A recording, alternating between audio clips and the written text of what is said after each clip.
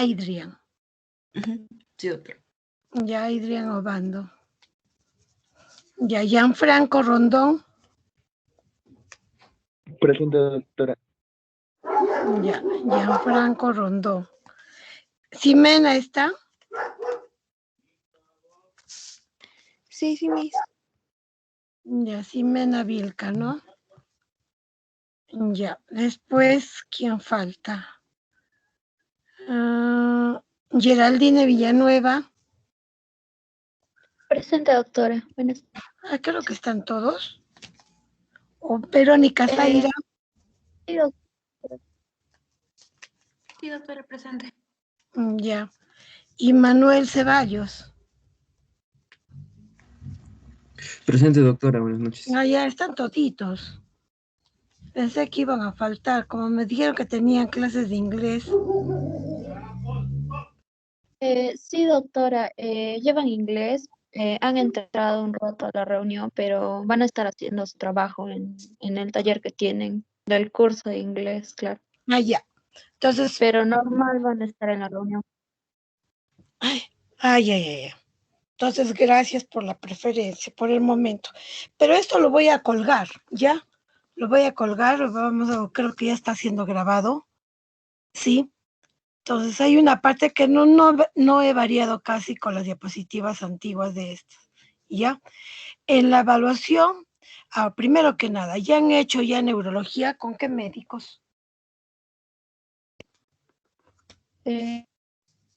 Con el doctor Salcedo, el doctor Cabrera y el doctor Cristian González. Ya. Con el doctor Salcedo han hecho historia clínica, ¿no? Sí. Ya. ¿Y sí, con el doctor sí, Cabrera? Con el doctor Cabrera. Todo lo referente al examen neurológico. Ya. Y con el doctor González. Cosas generales, doctora.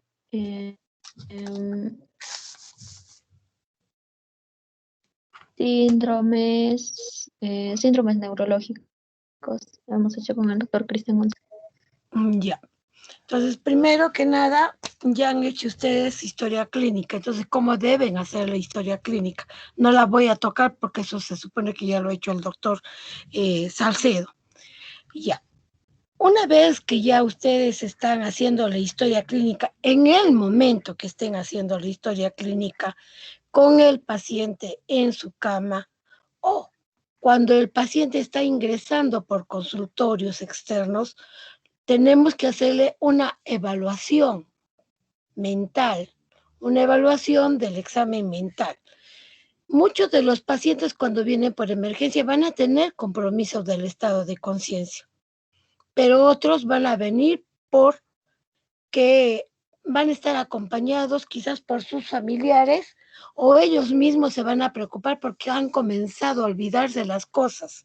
Entonces, en ese momento, cuando ellos ingresan por consultorio, desde el momento que ingresan, nosotros tenemos que observar. Ustedes saben que la semiología tiene 4 pasos fundamentales: la inspección o la observación, la palpación, la percusión y la auscultación.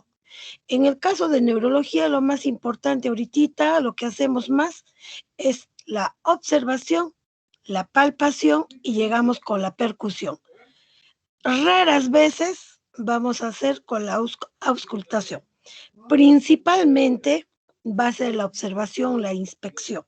Entonces, en el momento que entra el paciente, vamos a observar desde que entra, cómo nos saluda, cómo camina y cómo se comporta en consultorio externo, ¿no? Entonces, ahí es donde nosotros vamos a aplicar el examen mental. Entonces, el estado de conciencia es un requisito obligatorio para evaluar la función mental de un individuo. La conciencia se va a relacionar con un estado de alerta en el tallo cerebral. Se encuentra activado, o sea, va a estar despierto y va a haber una plena interacción de las proyecciones a la corteza cerebral para la realización de las funciones cerebrales, denominadas funciones superiores o mentales. Para ello, nosotros ya en forma anatómica que tenemos conocimiento sobre eso, tenemos que tener en cuenta que hay 4 redes mayores para que se pueda mantener o podamos realizar este estado mental. Uno que es del lenguaje, que va a estar localizado en el hemisferio izquierdo. El de la atención va a estar localizado más en el hemisferio derecho. Luego tenemos que ver el sistema límbico y del lóbulo frontal, que tiene que ver específicamente con las funciones superiores, el área de trabajo que tenemos, ¿no? Un daño o alguna interrupción de estas redes va a provocar que el paciente presente síntomas. Y esto va a depender de la localización y la función del circuito afectado. Entonces, la evaluación del estado mental nos va a permitir evaluar subniveles y ajustar nuestra exploración, la atención y sus variantes, las habilidades ejecutivas, el aprendizaje, la memoria, el lenguaje, la construcción visual, motora, la praxia, la anoxia y la capacidad cognitiva social y reconocer su estado emocional. Ahora, ¿qué es la atención? La atención viene a ser la habilidad para atender un estímulo específico sin ser distraído por estímulos externos. Nosotros vamos a evaluar la atención espontánea, una atención dirigida, selectiva, voluntaria y una atención dividida. Entonces, va a haber unas alteraciones en el momento que vayamos a estar examinando. Quizás el paciente se va a distraer, va a haber una distraitibilidad, va a haber un cambio brusco de la atención y en una inestabilidad de esta, ¿no? Por ejemplo, en los niños con los que tienen trastorno por déficit de atención con hiperactividad, va a haber la hipoprosexia, donde va a haber una desestabilización de la atención, por lo tanto, el rendimiento intelectual no va a ser bueno. La prosexia viene a ser la reducción máxima de la disposición atencional. Va a haber una ausencia total de la atención, como es en el caso de los pacientes con demencia. La hiperprosexia viene a ser la alteración transitoria de la conciencia, sobre todo en los estados o episodios maníacos. Se dan una intensificación y una focalización excesiva de la atención, con frecuencia acompañada de hipervigilancia e hiperlucidez. La perseveración es permanecer repitiendo la misma acción constantemente. Ahora, ¿cómo vamos a explorar esta atención? Tenemos en el momento de la entrevista, vamos a observar la manera en que el paciente va a prestarnos atención o al procedimiento y a la forma espontánea, cómo va a responder a nuestras preguntas. Si va a requerir que lo despertemos o llamarle o decirle, le estoy preguntando para que nos pueda responder, ¿no? Podemos aplicar unas pruebas sencillas para ver y cuantificar algunas alteraciones que pueda tener el paciente, por ejemplo, la cancelación de ceros, que es la prueba de Baldisán, es muy útil, pero puede ser reemplazada con la de tachar letras, cualquiera en un escrito determinado, o puede ser la resta de 7 en 7. Por ejemplo, nosotros le decimos, usted tiene 100 palos o 100 pesetas, 100 monedas, le quitamos 7, ¿cuántas monedas le quedan? Y vamos restando paulatinamente de 7 en 7 hasta ver si falla o no falla. También la exposición brevísima de una lámina, una imagen, y luego posteriormente preguntarle qué es lo que vio o qué imágenes había en esa figura donde le hemos enseñado, a ver si ha captado rápidamente o los ha identificado en un lapso de tiempo corto. Ahora también vamos a evaluar la concentración, que viene a ser la capacidad de sostener de manera voluntaria la atención por un tiempo prolongado.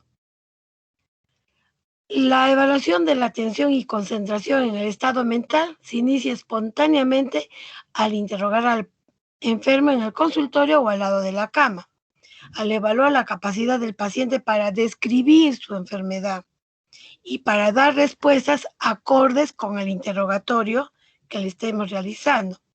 También observaremos la apariencia, la actitud, la conducta que tiene, cómo se expresa, cómo reflexiona y contesta las preguntas.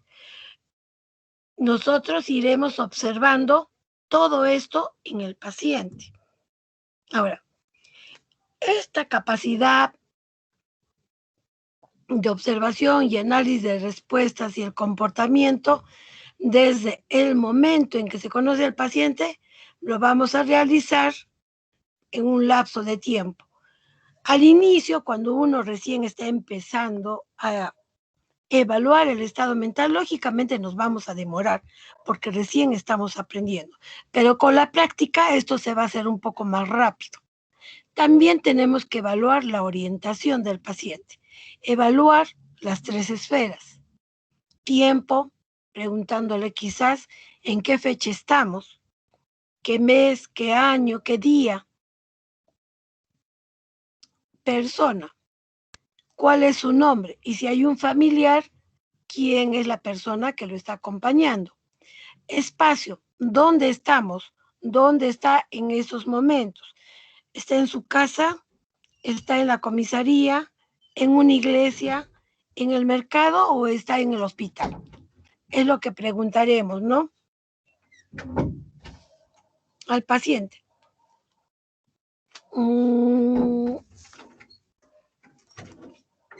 La memoria. Ustedes saben que la memoria va a ser crítica porque es necesario en la conducta de nuestra vida diaria, ¿no? Tiene un papel primordial en la personalidad. La memoria viene a ser la capacidad de integrar información. Vamos a codificar, vamos a almacenar, se va a analizar y vamos a recuperar por diferentes fuentes. La memoria se va a subdividir o dividir de acuerdo a su duración, en componentes de corto o largo plazo. Tenemos una memoria sensorial por intermedio de la audición y la visión, porque recuerdan o escuchan un sonido y rápidamente lo relacionan. Memoria de corto plazo, episódica o declarativa, donde va a retener recuerdos durante minutos u horas. Por decirle, nosotros en el momento que ingresa le diremos 3 palabras, le haremos repetir nuevamente, de repente sombrero, pelota y escoba. Y después de unos 5 minutos o 10 minutos le volveremos a preguntar qué palabras le dijimos que recordara. Ahí evaluaremos esa memoria episódica, la de corto plazo. Y la memoria de largo plazo o remota viene a ser 2 opciones. La semántica, donde son conocimientos generales, información que hemos adquirido durante nuestra vida.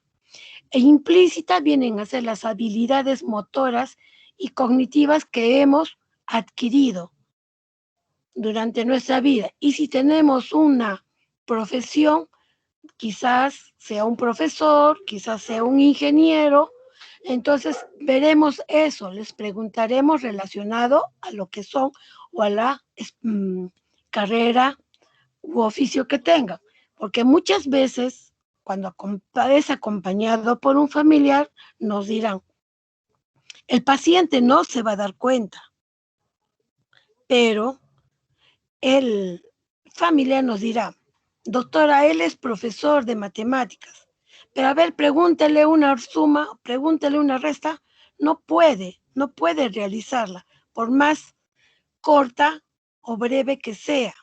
Entonces ya vamos a tener una idea de dónde puede estar alterándose su estado mental. También evaluaremos, como dijimos, el cálculo. que viene a ser la habilidad aprendida para manipular los números y resolver problemas aritméticos. Realizaremos operaciones básicas y siempre teniendo en cuenta de acuerdo al nivel de escolaridad que tenga el paciente. Sus alteraciones vienen a ser la calculia y aritmetría. Haremos, lógicamente, de acuerdo al estado o al nivel de escolaridad, haremos un dictado breve, copiaremos algunos números o dictaremos algunos números para que lo copien, le haremos realizar unas pequeñas operaciones, que nos lea algunos números en voz alta y que quizás estos cálculos los haga oralmente y otras escritas y ver cómo los realiza el paciente. Ahora, el juicio y autocrítica. El juicio tiene que ver con la capacidad para utilizar los conocimientos que ha aprendido y aplicarla en situaciones nuevas o poco familiares.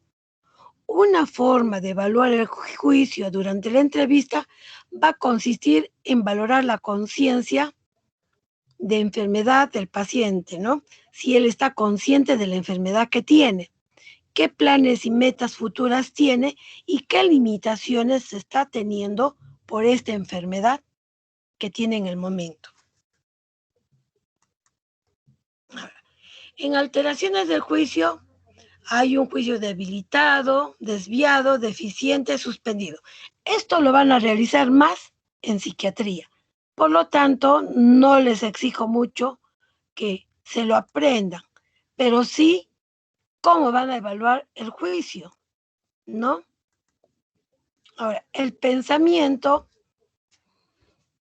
es un proceso complejo por el cual va a aprender un objeto o un aspecto del objeto o la situación.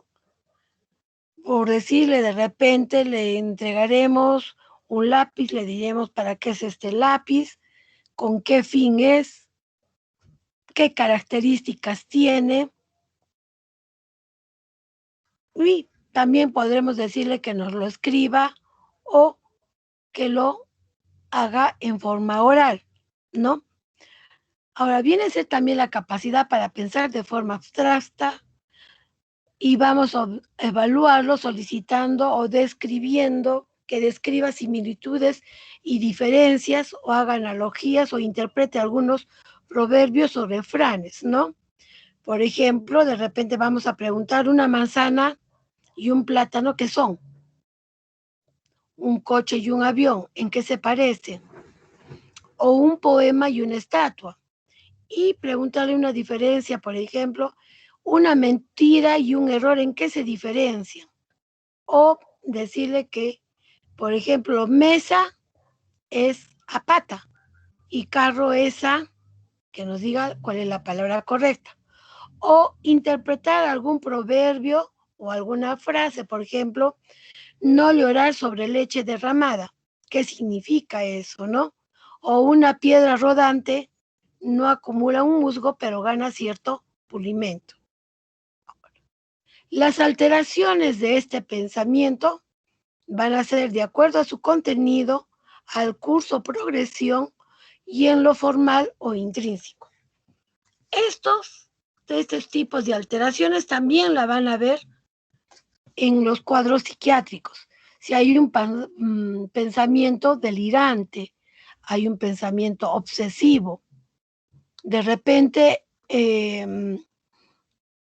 o es compulsivo, ¿no? Si hay un pensamiento fóbico, tiene miedo o, por ejemplo, el temor a las alturas, tiene fobia social a estar frente a toda la gente, tiene fobia de estar solo, claustrofobia, ideas de sobrevaloración, esto sobre todo lo vemos en los políticos, en algunos artistas, ¿no? También vamos a ver si hay el pensamiento inhibido o aceleración del pensamiento y la fuga de ideas. Nos comienza a hablar de todo, pero no tiene una idea exacta de lo que nos quiere decir. Si hay un pensamiento prolijo o circunstancial, o sea, llega para decir un término o una oración, nos va a decir bastantes términos solo para decirnos 2 palabras, ¿no? Por decirles.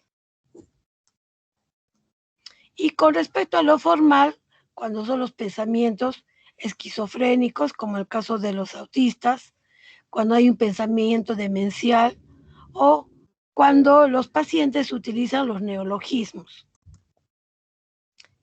Una forma de explorar es como cuando antes les dije, valorar las similitudes, las diferencias que hay, si pueden interpretar un refrán. Ya. Otra parte para valorar el estado mental es el lenguaje, la lectura y la escritura.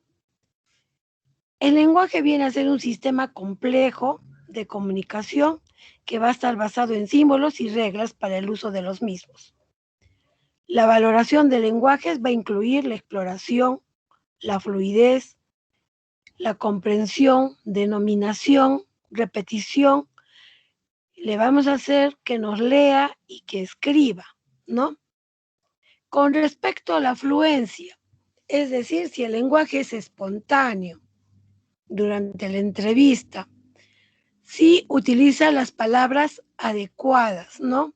Si hay un listado de palabras, por ejemplo, le diremos que nos diga los meses del año en forma ascendente y luego descendente. Primero diremos de enero hasta diciembre, que nos diga, o de diciembre que retroceda, o quizás los días de la semana, ¿no? Domingo a sábado o de sábado a domingo. Luego le enseñaremos algunos objetos para que los nomine y reconozca estos objetos y para qué sirven. Una comprensión auditiva, darle algunas órdenes para que nos la haga imitando. Por ejemplo, decirle que escriba el número 4.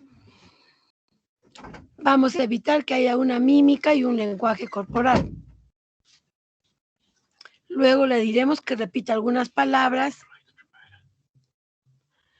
y algunos objetos con una buena fluencia y nominación, que nos lee en voz alta y que comprenda, que escriba, si describe espontáneamente un buen dictado o copia algún párrafo. Y también ver cómo es ese lenguaje, si la articulación es buena o hay algún problema con las consonantes o vocales, ¿no? Para esto también tenemos que saber qué tipo, cómo es o cuál es la definición de las alteraciones que podemos encontrar en el momento de evaluar el lenguaje. Sabemos que el lenguaje es el conjunto de sílabas, símbolos y significado, ¿no? El habla viene a ser la articulación del lenguaje con sonidos vocales mediante el uso de la musculatura laringea y de la lengua. La afasia viene a ser un trastorno del lenguaje causado por una lesión cerebral en las zonas específicas que van a participar en el procesamiento lingüístico, como es la integridad muscular, la inervación para que pueda movilizarse ese músculo y que haya una coordinación entre el músculo y la inervación, ¿no? La disartria, que viene a ser un trastorno de la articulación del habla, resultante de la expresión imperfecta de algún sonido o fonema. La disfonía, que es un trastorno de la función de la laringe y en la que la fonación va a estar alterada. Por ejemplo, la mía, yo soy disfónica. Las parafasias son errores en la expresión del lenguaje con sustitución de letras o sílabas. Por ejemplo, en el momento que vayan a decir lápiz, dirán lápi, porque no lo pueden decir. Entonces, ellas van a utilizar sus propias parafasias, sus propias sílabas o palabras, ¿no? Los neologismos también es una expresión de palabras que son carentes de significados y generalmente las van a aplicar. Por ejemplo, hemos tenido una doctora que ha tenido un problema de encefalitis y ella nos comentaba que ha tenido 1 hora que hablar con el paciente porque ella no le entendía al paciente y el paciente no le entendía a ella, pero quien en realidad tenía los problemas era ella. Según ella estaba hablando correctamente, pero no lo hacía. Cuando vino por emergencia, por ejemplo, me reconoció, me dijo mi nombre, quién era, todo. Pero cuando comienzo a preguntarle las características de la cefalea, me dice, le pregunto si este dolor de cabeza es como punzada, es como latido, es sordo, como un ardor. ¿Cómo es este dolor? Entonces ella me dice, no, es atrás, es atrás. Y luego me comienza a decir picardo, losa, o sea, me comienza a decir un montón de palabras, pero según ella me estaba diciendo que su dolor de cabeza era como tipo opresivo. Viene un momento en que ella me reconoce, pero pasado unos 10 minutos me cambió el nombre, me dijo papi, pero según ella me estaba diciendo mi nombre como era. Entonces, esos son los neologismos que ellos aplican a ciertos fonemas o a ciertas sílabas que para ellos los están diciendo normal, pero cuando uno lo escucha, no. Ahora, ¿qué viene a ser la apraxia? Que también vamos a valorar. Es un gesto o comportamiento motor que lo hemos aprendido durante el tiempo de nuestra vida, que tiene un propósito determinado y va a perseguir la comunicación a través de la realización de movimientos voluntarios o gestos proposicional. ¿Cómo vamos a valorar esto? Vamos a pedirle que haga algunos movimientos voluntarios, sin uso de algún objeto. Puede ser gestos elementales, que cierre los ojos, cierre la mano, que haga un puño, que puede efectuarlos con la cara, el cuello, el tronco o con algunas extremidades. Los gestos expresivos genéricos o innatos, como ser, por ejemplo, digamos que nos muestre la cara como que está alegre, que está sorprendido, enojado. O algunos gestos descriptivos como el ademán de peinarse, atrapar un insecto, planchar, o gestos simbólicos como un saludo militar o persignarse. Estos gestos deben efectuarse en ambos hemicuerpos. Tenemos que evaluar tanto el lado derecho como el izquierdo. ¿Ya? Ahora, una alteración de esta apraxia viene a ser la apraxia, que es una pérdida o disminución de la destreza para llevar a cabo estos movimientos aprendidos, ¿no? Habilitados. Se presenta por una disociación entre la idea del movimiento y su ejecución motora, como es la idiomotora, la orobucofonatoria, ideacional, ¿no? Tenemos que decirle que haga estos gestos o que haga estos movimientos, como lo hemos dicho anteriormente, para poder evaluar esta praxis o si la presenta. Ahora la gnosia. La gnosia viene a ser la capacidad de reconocer, discriminar los estímulos o patrones complejos a través de las diferentes vías o aferencias sensoriales y de dar un significado a lo percibido. El paciente que identifique, le diremos que identifique el objeto del que proviene el sonido que escucha, por ejemplo, ¿no? El de una campana que se está tocando, el timbre de un teléfono o el sonido de un cajón al abrirse o cerrarse. Que escuche el sonido y ella pueda reconocerlo. La agnosia viene a ser la pérdida o la dificultad para reconocer e identificar las propias partes del cuerpo que van a ser tocadas o han sido tocadas por el examinador o dificultad en la orientación intrapersonal.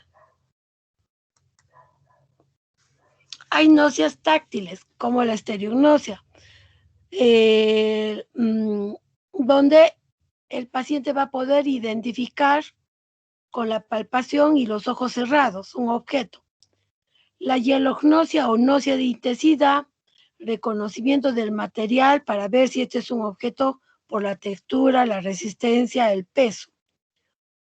También tenemos la náusea de extensidad o morfognosia, que es reconocimiento de la forma de los objetos. Asteriognosia, que es una falla en el reconocimiento palpatorio de los objetos. También tenemos las náuseas visuales, donde debe reconocer visualmente algunos objetos y describirlos, ¿no? Reconocimiento de algunas imágenes, de alguna fisonomía o prosopagnosia, de las caras de algunos individuos familiares, ¿no? Porque suele haber también a veces una agnosia, una aprosopagnosia, por ejemplo. Reconocimiento de los colores. Una cromatopsia cuando hay una falla en el reconocimiento de estos colores. También tenemos las náuseas visoespaciales, una orientación espacial, una memoria topográfica, localización de objetos en el espacio. Las náuseas auditivas, reconocer las palabras habladas y los sonidos. La náusea corporal o la somatognosia. La autotopognosia es el reconocimiento de las partes del cuerpo. La hemisomatognosia, reconocimiento de un hemicuerpo propio y de su función de esta. La nosognosia viene a ser el desconocimiento de una hemiplegia o hemiparesia que está presentando el paciente. Por ejemplo, acá tenemos dos láminas. Una donde hay un cubo, una casa y una maceta. Le pediremos al paciente que haga estos dibujos, ¿no? Los que tiene acá. Acá hay una apraxia visuoconstructiva. Vamos a observar que hay una dificultad para la integración y el manejo de las relaciones visoespaciales en los dibujos. Por ejemplo, acá este cubo no lo puede realizar. La casa, miren cómo lo ha realizado, y menos la maceta. Lo único que ha logrado dibujar acá es la flor, pero con solo 3 pétalos de la flor, ¿no? Lo mismo en esta otra figura, donde hay una negligencia espacial. Esta es lo normal, ¿no? Acá tenemos unos dibujos, unas hebras, y acá hay una negligencia del lado derecho, porque hay una lesión parieto-occipital. Vamos a ver que acá este cuadrado que no está completamente terminado no logra dibujar el lado derecho. Lo mismo acá. Por ejemplo, ven acá, no logra formar el cubo, ¿no es cierto? La parte del lado derecho no lo logra realizar.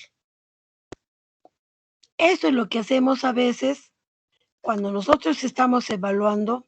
Generalmente les presentamos nosotros unos dibujos, unos pentágonos que están unidos. Le decimos que lo haga, que para ver si hay algún problema de negligencia o apraxia. Cuando estamos en consultorios externos, aplicamos generalmente este test de evaluación que es el Mini Mental State, porque es rápido. Mientras que cuando está hospitalizado, aplicamos el test de evaluación de MOCA, que es un poco más amplio. Acá, por ejemplo, le diremos que esta es el número 1 y que lo relacione con la primera letra del abecedario y luego que siga uniendo las siguientes, ¿no? La 2 sería con la B. Y él tiene que realizar todas estas uniones. Luego tiene que hacer un dibujo del cubo. Realizar un dibujo de un reloj con un horario establecido, 11 y 10. Acá hay unas figuras de unos animales y le pediremos que reconozca estos animales. Lo mismo, si ven acá, tiene que ver con la memoria, con la atención, con el lenguaje, con la abreviación, si hay cálculo o no, y la correlación que tiene que aplicar, ¿no? Esto es lo que realizamos cuando entra el paciente. En realidad es rápido. Por las preguntas que le vamos haciendo desde el momento que entra. Observamos cómo camina. En el momento que nos saluda, cómo es su lenguaje. Nos da la mano, ya estamos acá dándole la mano, si está bien coordinada, ¿no? El movimiento que realiza, y cuando nos da, nosotros lo apretamos la mano para ver si el paciente también tiene una buena fuerza en ese lado, ¿no? Entonces ya cuando vayamos a terminar el examen, será un poco más abreviado el examen porque hemos evaluado gran parte desde el momento que ha entrado el paciente. Ya. Esto es en relación para hacer el estado mental. Ahora, tengo entendido que han hecho también lo que es pares craneales con el doctor Cabrera, ¿no? Ahora, lo principal es lo anatómico sobre todo, ¿ya? Porque cuando vayan a tener un paciente que tiene un ACV o que tiene un tumor o algún problema desmielinizante, lo que tienen que hacer es más o menos de acuerdo al compromiso de ese nervio craneal y sepan dónde está localizado, dónde nace, para que ustedes ya puedan tener un diagnóstico sindrómico, dónde puede estar esa lesión.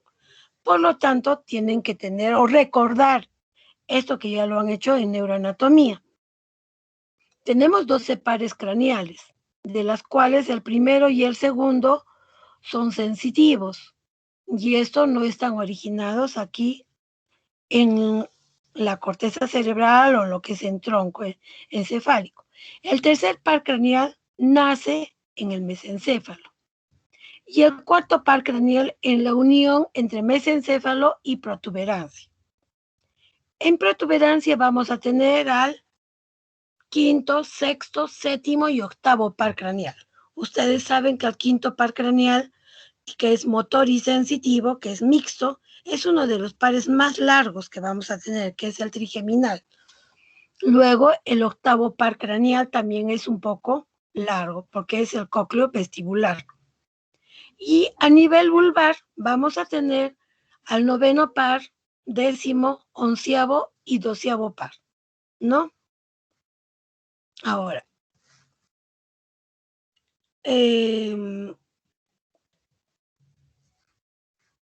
creo que me he ido para más allá.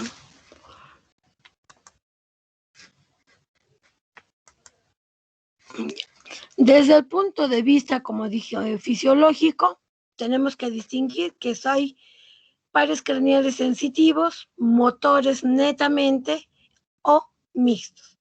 Dentro de los sensitivos, acuérdense siempre, son los que tienen que ver con lo sensorial. El olfatorio con la olfacción, el óptico con la visión y el auditivo con la audición. Motor. El motor ocular común, el patético o troclear, el motor ocular externo, que son los músculos oculares, ¿no? Extraoculares, el onceavo par, que tiene que ver con el esternocleidomastoideo y el trapecio, y el hipogloso, que es la lengua. Son netamente motores.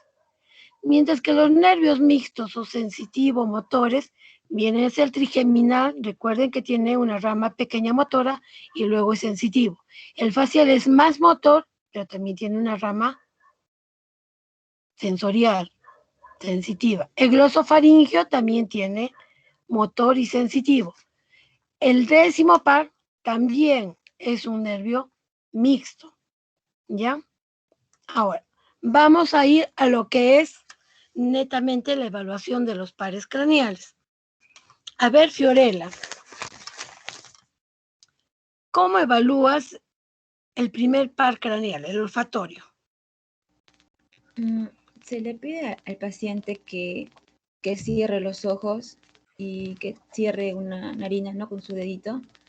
Y se le va a acercar, puede ser clavo de olor o vainilla, para ver si puede percibir el olor. Ya.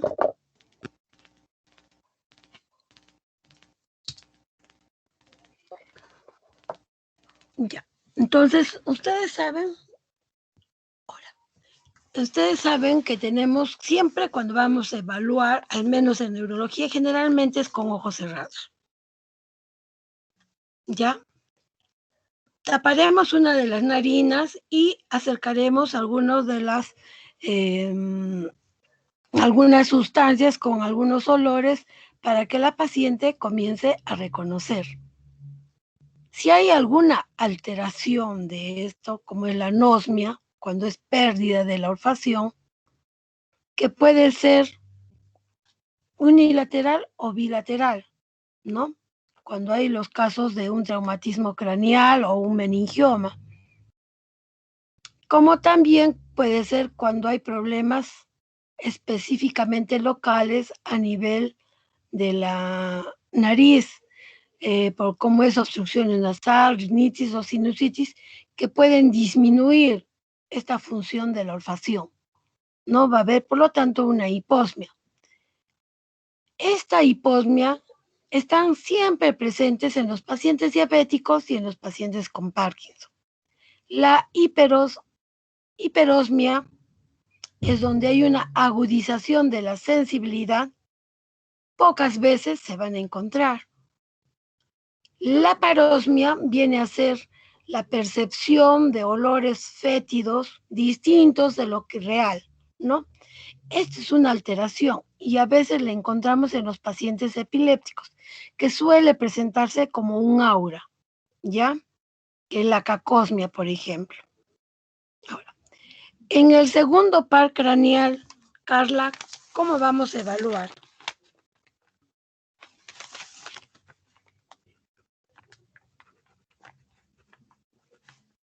Doctora, disculpe, ¿cuál de las dos Carlas? El segundo par craneal. ¿Cuál es de las dos Carlas? Carla Candia. Ya, doctora, el segundo par craneal se va a evaluar en este caso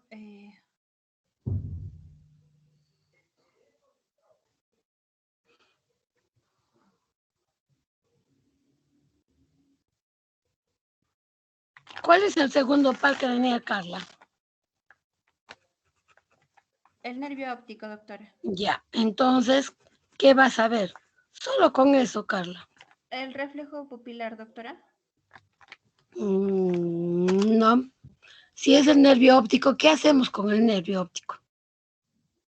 ¿Qué haces? Recuerda que es un órgano sensorial. La agudeza visual. Claro, En ¿no? los colores, sí. Ya. Sobre todo eso. A ver, Damaris, ¿qué más evaluamos ahí?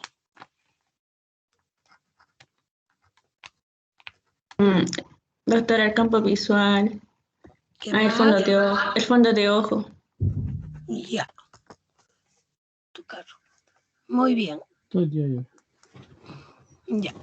Entonces, con el nervio óptico vamos a ver la agudeza visual, la percepción de los colores, la campimetría y un fondo de ojo, ¿no? La agudeza visual la vamos a realizar con el test de Snellen, sí, y lo que es la percepción de colores con la carta de Ishihara, ¿no?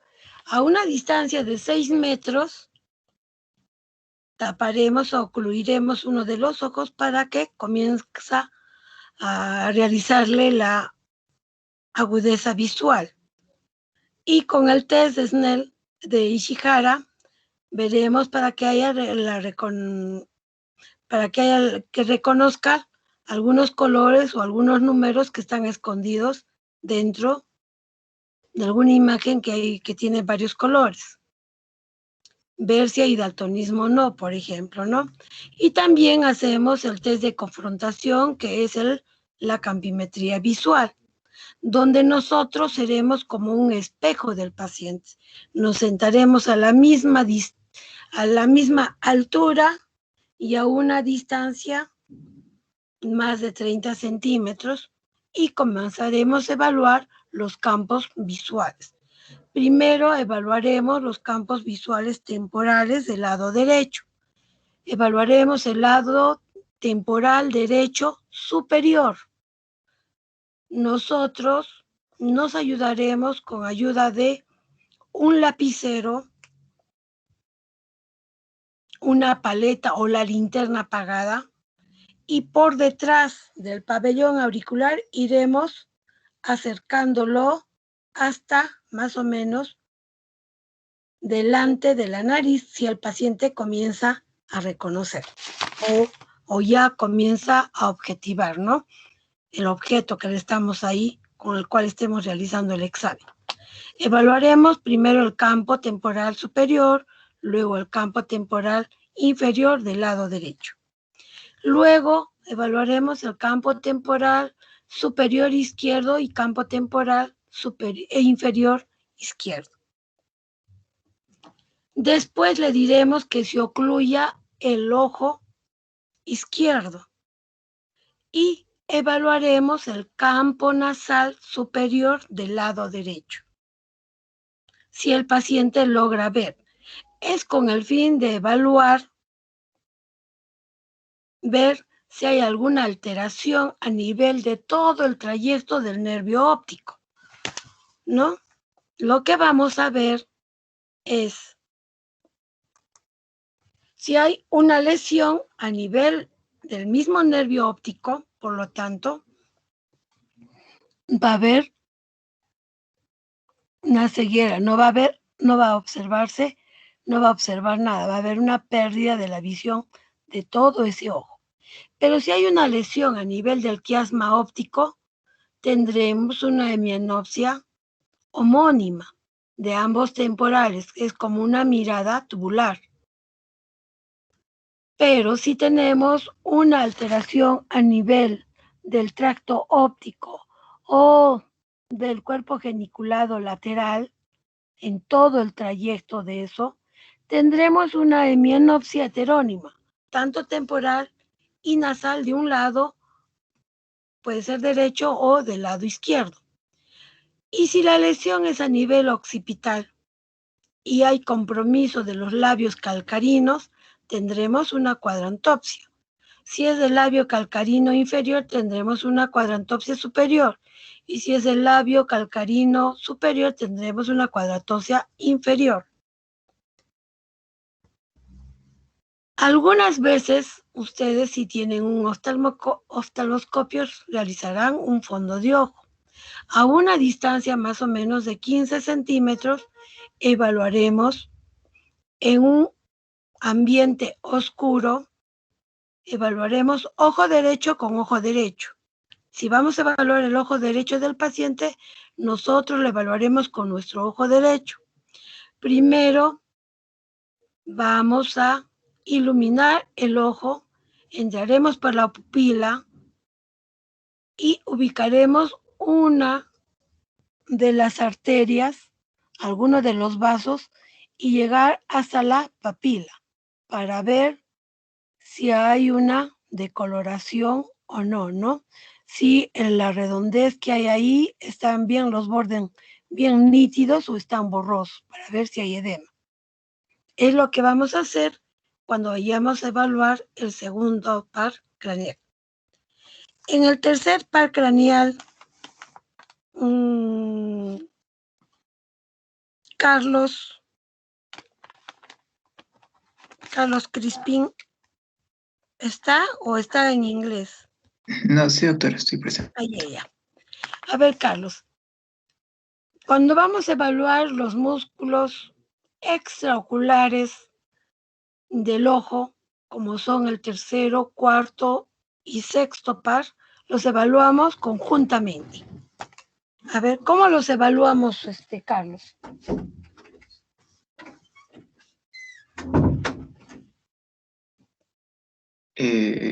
Bueno, primero se va a observar la posición y los movimientos que realiza el paciente con los ojos. Entonces, lo que hace es, primero se le tapa uno de los ojos y lo que hace es que el dedo del examinador, o sea, con el dedo del examinador que el paciente siga el movimiento del dedo con sus ojos y se observa el desplazamiento, ¿no? O sea, si el dedo se desplaza de un lado al otro, de arriba hacia abajo o en dirección oblicua. Y, am, y también se puede investigar los movimientos pupilares cuando por medio del reflejo fotomotor, si no me equivoco. Ya, a ver. María del Cielo, ¿qué más evaluamos? Doctora, en este caso creo que se divide, bueno, se divide en lo que es la musculatura extrínseca y la intrínseca.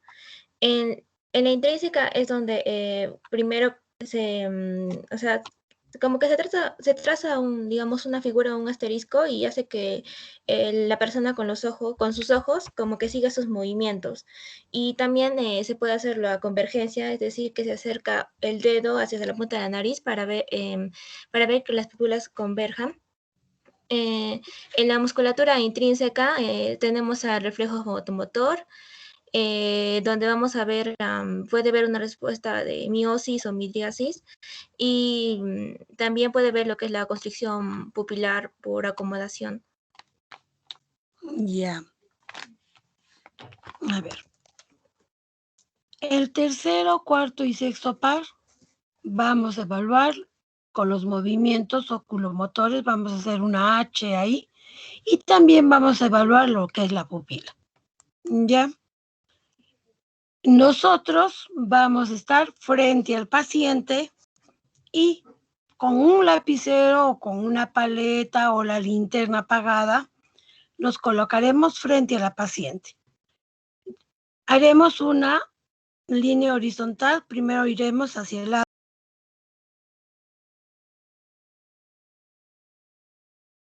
no la cabeza, porque a veces los pacientes le dicen, mire para ese lado donde está el lapicero, voltea toda la cabeza y el ojo. No, solo estamos evaluando lo que es los movimientos oculares.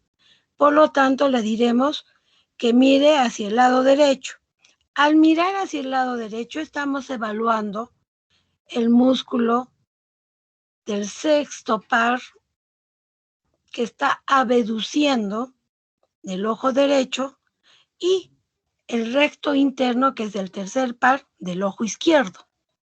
Es lo que estamos evaluando cuando hacemos hacia la derecha. Y al realizar el movimiento hacia la izquierda, evaluaremos el sexto par izquierdo y el recto interno derecho. Luego haremos un movimiento hacia arriba para evaluar ambos rectos superiores. Luego hacia abajo y evaluaremos los rectos inferiores. Posteriormente haremos hacia arriba y afuera para evaluar el oblicuo inferior, que es del tercer par craneal. Posteriormente, del lado derecho, le haremos hacia abajo y hacia afuera para evaluar el oblicuo superior, que viene a ser inervado por el cuarto par craneal, el troclear o el patético. Lo mismo haremos en el lado izquierdo. Con eso estamos evaluando los movimientos oculares y los músculos extraoculares. Y a la vez estamos viendo si hay la presencia de nistagmo o no. Al hacer los movimientos horizontales hacia la derecha y hacia la izquierda, observaremos si hay la presencia de estos movimientos involuntarios del ojo, que viene a ser el nistagmo. Pueden ser horizontales, perpendiculares, rotatorios o pendulares. También después vamos a evaluar lo que es la pupila, ¿no es cierto?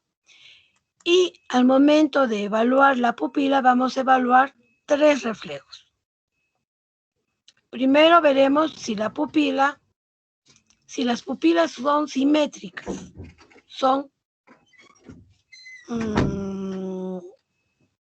reactivas, ¿no?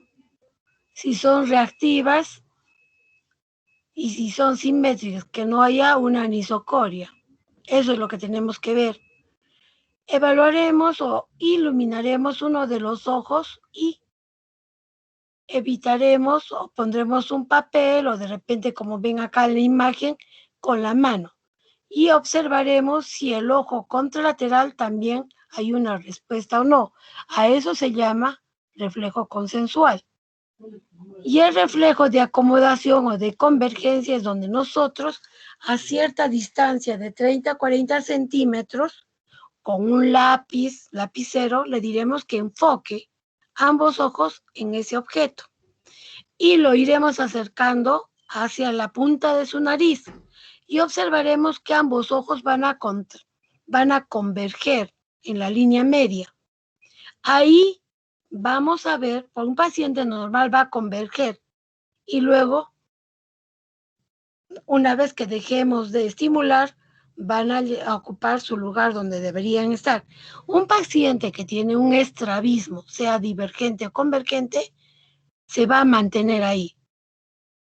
Si es convergente, se va a quedar ahí el ojo que está mal, ya que tiene un estrabismo convergente. Pero el que es divergente logra converger, pero rápidamente se va para afuera. ¿Ya? Entonces, vamos a evaluar los movimientos oculares, vamos a evaluar la presencia de nistagmo, evaluaremos también la presencia de anisocoria o no, para ver las pupilas si son simétricas o no, cuántos centímetros o milímetros tiene, para ver el sincronismo de estas pupilas, una, y el reflejo fotomotor, si hay alguna alteración o no. Ahora, en el momento cuando nosotros estamos iluminando el ojo y luego hay una respuesta,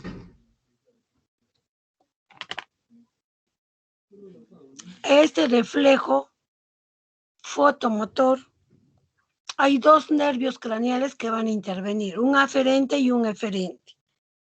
Cris, ¿cuál sería el par craneal que está estimulando y qué par craneal va a responder?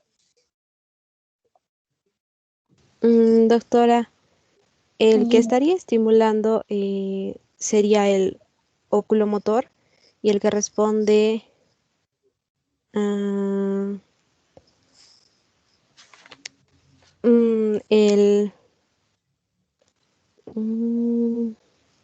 ay, no sabría decirle, doctor. Ya. Viviana, a ver. ¿Estás, Sí, Viviana? Sí, doctora, sí estoy. Bueno, creo el que Cris estaba bien, pero se ha equivocado ahí, solamente se ha alterado algunas cosas. El que recibo el estímulo sería el nervio óptico y el que reaccionaría al estímulo sería el oculomotor. Claro, está recibiendo la luz el nervio óptico. ¿Y quién va a responder? Es el tercer par craneal a través de las fibras del núcleo de Edinger-Westphal, ¿no es cierto? Entonces, por lo tanto, va a provocar una miosis. Está bien.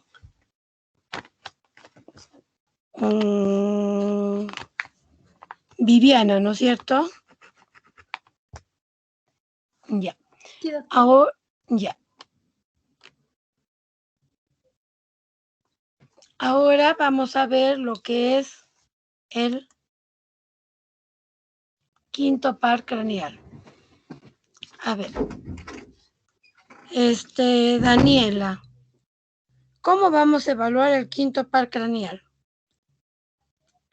Como el nervio trigemino es un nervio mixto, tenemos que hacer una exploración sensitiva y una exploración motora.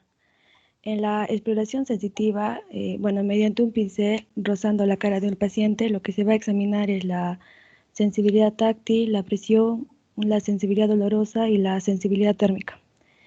Ya. Y lo que tenemos que preguntar, o sea, nosotros al paciente es que, o sea, ver que la intensidad sea o se perciba en ambos lados del rostro. Y esto se tiene que hacer siempre con los ojos cerrados. En la parte de la exploración motora, lo que se tiene que evaluar, diré, es los músculos masticadores. Creo que también es el reflejo corneano, doctora, que es con un hisopo lo que se hace es tocar levemente la córnea al paciente y, bueno, lo normal es que produzca un parpadeo rápido. Ya, Daniela.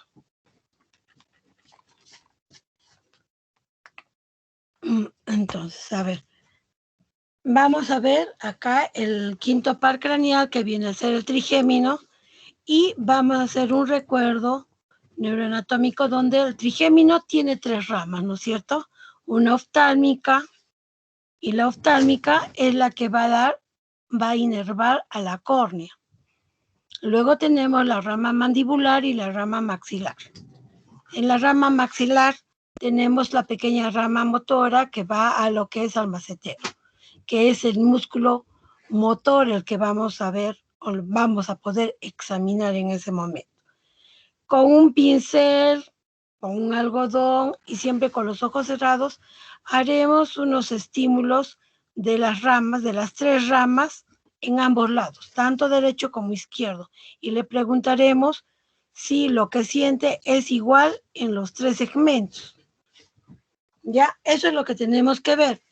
Igualmente, examinaremos el reflejo corneal con un algodón o un hisopo, pero tiene que estar humedecido para que no haya mayor daño en la córnea. Es como cuando ustedes están caminando en la calle y se le entra una pajilla o una piedrita al ojo, ¿qué es lo que hace? Rápidamente lo van a cerrar y van a sentir un dolor, porque la córnea no permite que no haya ningún tipo de estímulo. Su sensibilidad es bien alta, ¿ya? Por eso provoca dolor. Ahora, la alteración de esto, ustedes saben muy bien que hay una neuralgia trigeminal, ¿no? Que frente a cualquier estímulo de frío, calor, tacto, van a presentar algunos pacientes lo que es la neuralgia trigeminal, ¿no? Ahora,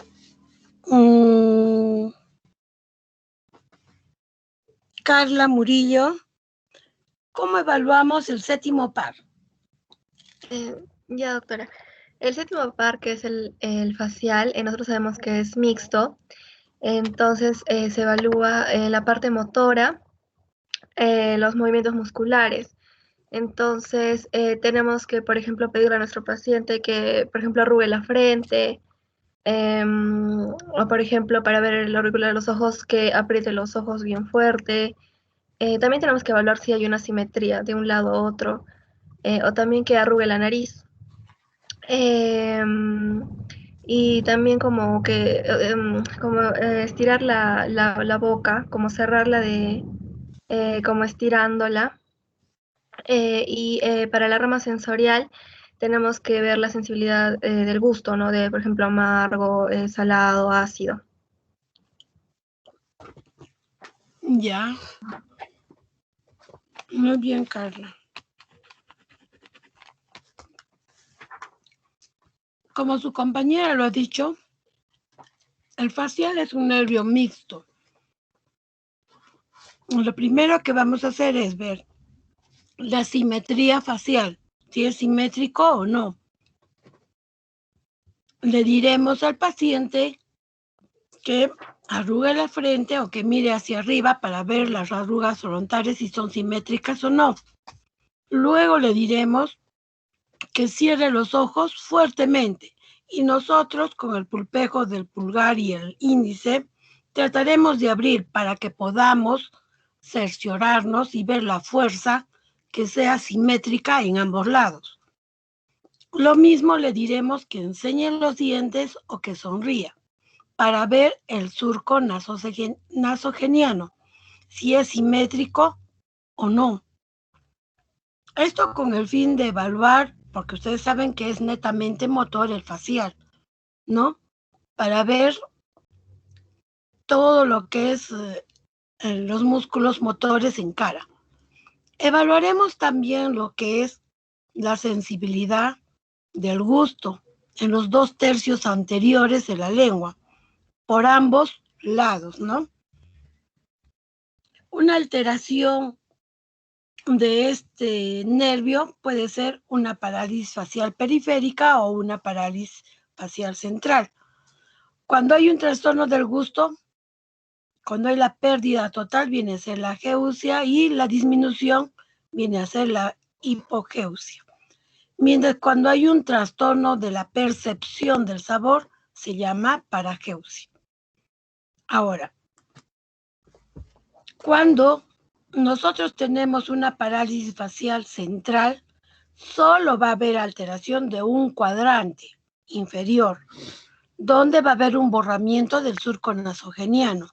Esto es cuando hay una alteración a nivel central de la corteza cerebral o del cerebro en el recorrido del nervio o del núcleo superior. Mientras que cuando hay una lesión del núcleo inferior del nervio facial, vamos a tener una parálisis facial periférica. Por lo tanto, vamos a tener borramiento de las arrugas frontales, vamos a tener que el paciente no va a poder ocluir los ojos y un borramiento del surco nasogeniano de ese lado. Por lo tanto, va a haber de todo un lado el trastorno. A eso se llama parálisis facial de Bell o parálisis facial periférica. ¿Ya? Ahora, entonces, Adrián, dime. Sí, doctora. Si el paciente está con los ojos abiertos, recepciona por un estímulo y luego lo cierra, ¿quién cierra los ojos y quién está recibiendo el estímulo? ¿Qué par craneal? El tercer par craneal y el nervio oculomotor externo.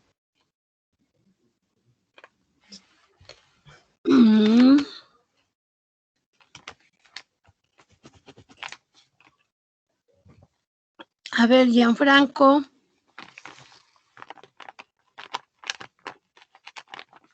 Sí, doctora. A ver. En el reflejo corneal,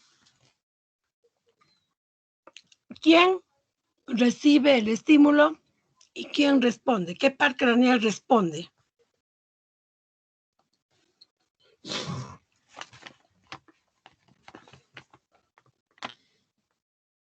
Doctora, en el reflejo corneal, ¿verdad?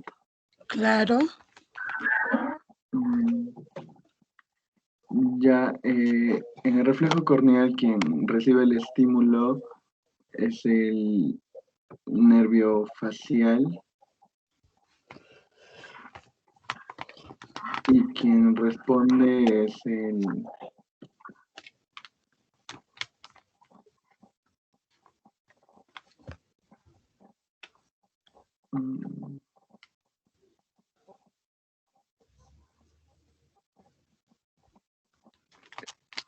A ver, Jimena.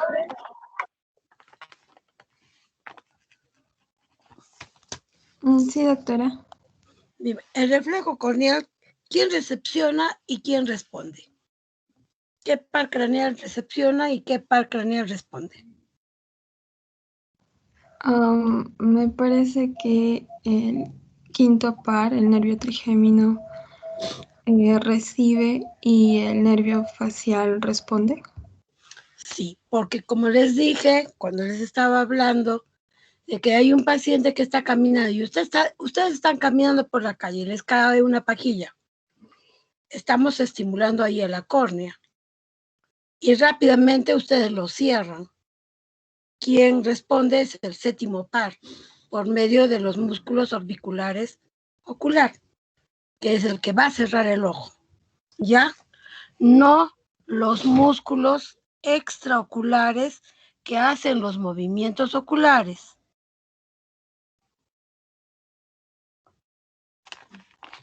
Ya. En el octavo par craneal, a ver, Adrián, Sí, doctora. dime, a ver, Adrián, ¿qué es lo que hace el octavo par craneal o cómo lo examinamos? Bueno, tiene dos ramas, una que es la coclear, que es la que se encarga de la audición, y la vestibular, que es la que más se refiere a lo que es el equilibrio y la orientación en un espacio tridimensional. Y su evaluación, bueno, para la rama vestibular, se evalúa primero de una manera gruesa mediante el rozamiento del pelo en el paciente en ambos lados de los oídos. Ya. Y también con las pruebas, ya algo más,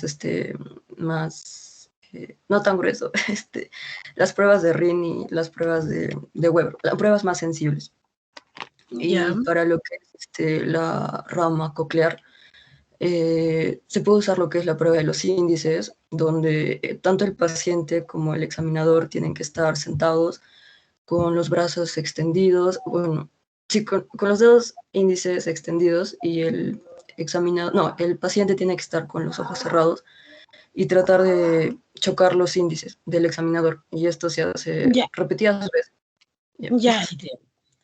El octavo par craneal tiene dos ramas, como lo has dicho, una rama coclear y una rama vestibular.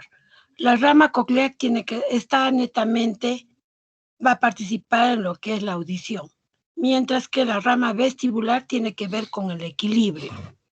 Por lo tanto, vamos a explorar por separados. Cuando vamos a evaluar lo que es la rama coclear o auditiva, vamos a evaluar la audición, ¿no? Como tú lo has dicho, podemos acercar el cabello y hacer el sonido para ver si el paciente escucha o no. Una.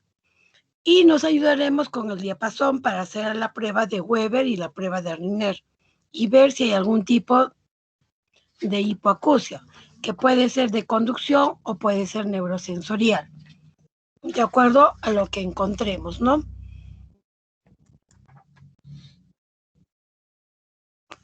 Con respecto a lo que es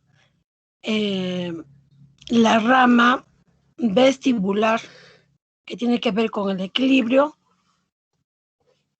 preguntaremos si hay vértigo o no. Veremos si hay la presencia de nistagmo, náuseas, vómitos, que tiene que ver mucho con el problema vestibular. Aplicaremos la prueba de Romberg, donde nosotros le diremos al paciente que cierre los ojos y se mantenga erecto con los pies juntos y los brazos extendidos o a los lados del cuerpo. Siempre cuidando de que el paciente no se caiga, estaremos a uno de los lados y algún otro, puede ser el auxiliar o algún familiar que sea al otro lado para evitar que se caiga, si es que la prueba de Romberg sea positivo. Tenemos dos maneras de evaluar la prueba de Romberg.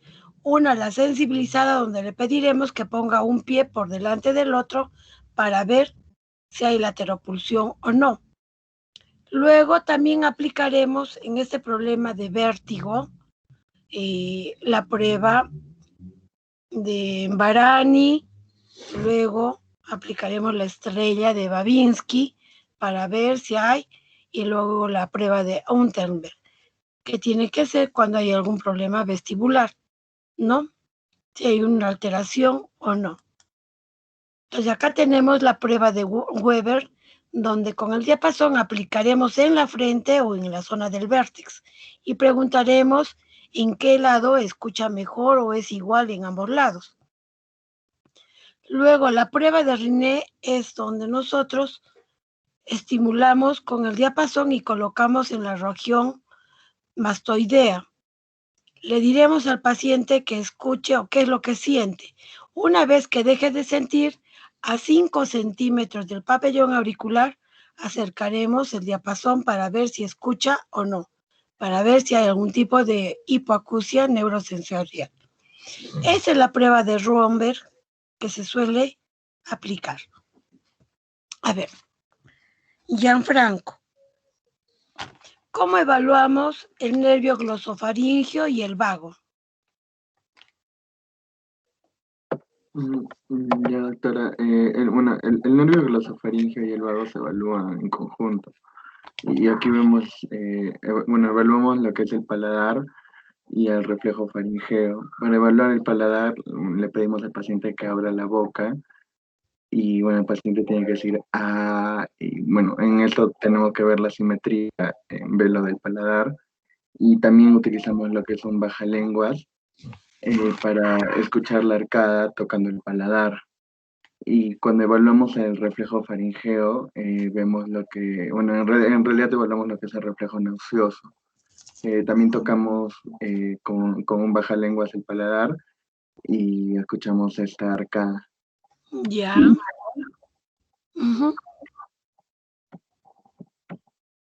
Ya. A ver, vamos a evaluar el nervio glosofaringeo con el vago. En el glosofaringeo, que viene a ser el noveno, también es mixto, ¿no? Observaremos primero la simetría del velo de paladar para ver si hay el signo de la cortina de Werner, o sea, cuando hay una simetría o hay la caída de uno de los velos de paladares y ver si la úvula es central o no, ¿no? Y también evaluaremos el tercio posterior de la lengua para ver que con el gusto, recuerden que el glosofaringeo inerva el tercio posterior de la lengua, del gusto. Vamos a estimular a la úvula y habrá un tipo de respuesta, que eso se llama el reflejo nauseoso, que tiene que ver con el décimo par.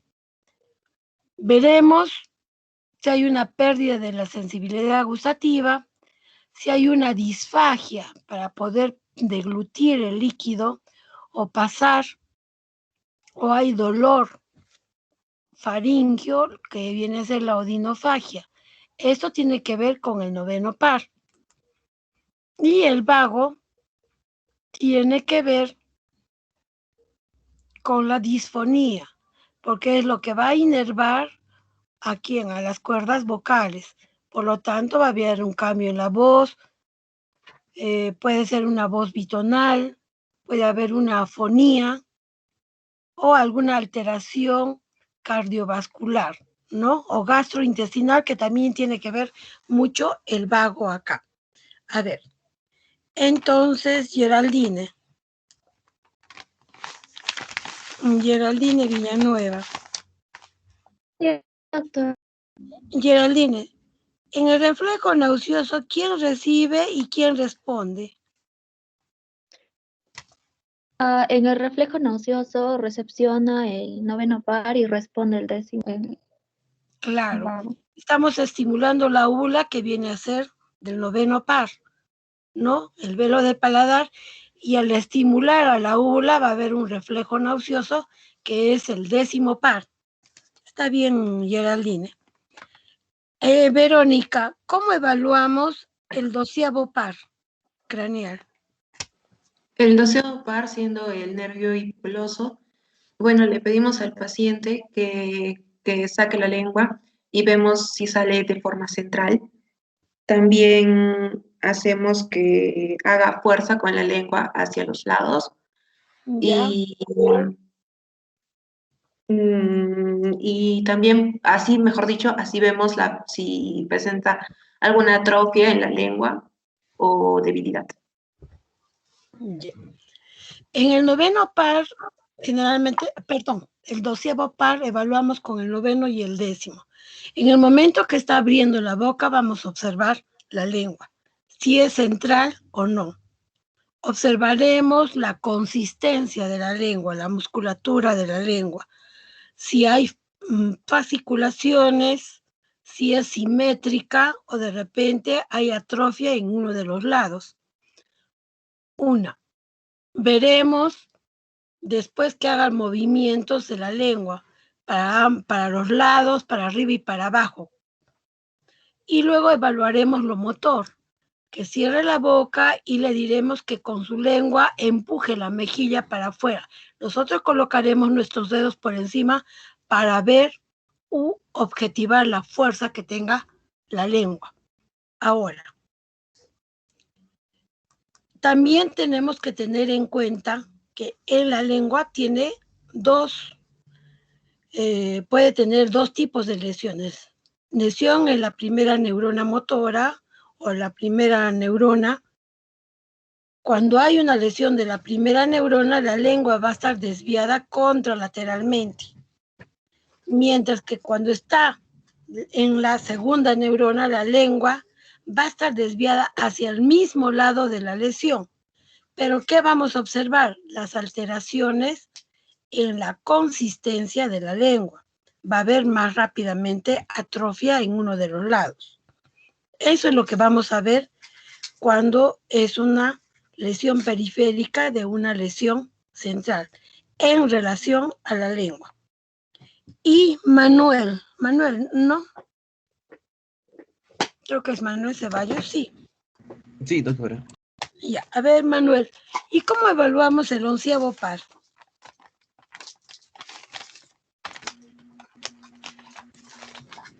Bueno, esto se encarga de la inervación motora de los músculos esternocleidomastoideo y del trapecio también. Sí. Bueno, hay que hacer una supergación o ver la activación de los mismos. Lo que se hace es empujar con fuerza o empujar la frente del paciente y ver que éste haga una resistencia al movimiento del que nosotros estamos haciendo. Otro es que el paciente pueda girar, o mejor dicho, rotar la cabeza. Y también nosotros tenemos que poner fuerza sobre ambos hombros al paciente y pedirle a este que eleve los hombros, ¿no? Ver que haya simetría al momento de la respuesta del paciente. Bueno, eso es, doctor. Ya. O sea, cuando vamos a evaluar lo que es el 11º par, que es netamente motor, le indicaremos que mueva la cabeza hacia uno de los lados. ¿Ya? Y nosotros, posteriormente, palparemos el músculo del esternocleidomastoideo para ver la consistencia, el tono, y haremos cierta resistencia en uno de los mentones cuando le digamos que vuelva hacia el mismo lado para ver la fuerza del esternocleidomastoideo. Y cuando vamos a evaluar los trapecios, simplemente le diremos que eleve los hombros hacia arriba. Y veremos también la consistencia y el tono, ¿no? Para ver. Está bien. ¿Con qué fin es para evaluar los nervios craneales? Porque cuando vamos a ver lo que es la lesión de la primera neurona motora, que es la vía piramidal, va a haber una lesión en todo, puede ser en cualquier parte del recorrido de esta vía. Y esta vía puede ser en la corteza cerebral, en la corona radiada, cápsula interna, en el tronco encefálico, protuberancia, bulbo, mesencéfalo, hasta que haya una decusación y llegue a la médula, que también tiene que ver mucho con la primera neurona. Entonces, para eso es que tenemos que saber, porque sea un ACV, sea una tumoración, una placa desmielinizante, y esté ubicada en cualquier sitio de estos, en el trayecto de cualquier sitio de la vía piramidal, nos va a ocasionar un daño. Y nosotros, por medio de esta evaluación semiológica que hagamos y que encontremos, podremos determinar anatómicamente dónde puede estar la lesión. Con ese fin es que tienen que hacer un repaso neuroanatómico para que sepan dónde está el daño, ¿ya? Den una leída nomás de su neuroanatomía, suficiente con eso, porque con lo que hemos repasado ahora, ya se les va a quedar grabado por qué va a haber una parálisis facial periférica y no es central, o por qué en el hipogloso está desviado hacia el mismo lado, sabiendo que tiene lesión en tal sitio. Es con ese fin que ustedes deben repasar. Para el día de mañana vamos a hacer lo que es la lesión piramidal o la vía piramidal y lo que es la evaluación de la conciencia en sí, coma, y cómo debemos evaluar el coma, ¿ya? Mañana también tienen inglés. En la noche, doctora. ¿A qué hora? ¿Igual? Sí, de 5:30 a 8:30, pero puedo ingresar igual que hoy día y ya. Ya, entonces no va a haber problema. Mañana veremos cómo deben evaluar a un paciente en coma. Y haremos lo que es la vía piramidal para que vean lo que es de primera neurona motora. Y dónde pueden estar los daños. Y ya la última clase para el día jueves, para que cada uno presente un video pequeño de cómo van a evaluar a un paciente, ¿ya? Cuando les digo cómo van a evaluar a un paciente, lo que tienen que hacer es realizar una prueba o cómo van a hacer el examen de tal, de lo que les pida, con un familiar cercano, su hermano, su papá, su tío, abuelo, o con el amigo que vivan, ¿ya? Para que veamos qué tan entrenados o de lo que están leyendo y lo que hacemos virtualmente, si lo logran aplicar o no. Como estamos para aprender, veremos si hay algún defecto o no, porque a veces una cosa es leerlo y otra cosa es realizarlo y verlo, ¿no? Por eso es prácticas, porque cuando ustedes están examinando en las prácticas, al inicio van a tener temor y se van a equivocar. Y cuando lo realicen 3, 4 veces o 5 veces, ya lo han sacado y ya lo hacen a la perfección. Esa es la idea, ¿ya? Pero ese es el último día de práctica, el jueves. Entonces mañana haremos lo que es funciones superiores, lo que es coma, y haremos lo que es parte de la vía piramidal.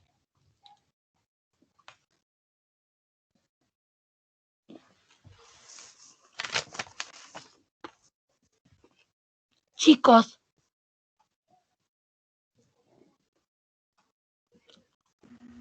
¿Aló? Doctora. Sí, doctora. Sí, doctora. Creo que no me han escuchado. Entonces mañana nos vemos. Mañana realizamos la otra práctica. Doctora, mañana también a las 8, ¿verdad? Sí. Doctora, mi compañero Manuel Ceballos tiene prácticas de 7 a 9. Si también se le pudiese dar tolerancia. No hay problema. Ya, doctora, gracias. La cosa es que cuando le pregunte, quizás ya esté un poco enterado de lo que hemos hecho. ¿Ya? A Manuel. Sí. Ya. Ya entonces hasta mañana. Hasta mañana. Hasta mañana, doctora. Hasta mañana, chicos. Hasta mañana, doctora. Cuídese. Hasta mañana, doctora. Cuídese. Gracias. Ustedes también. Cuídense.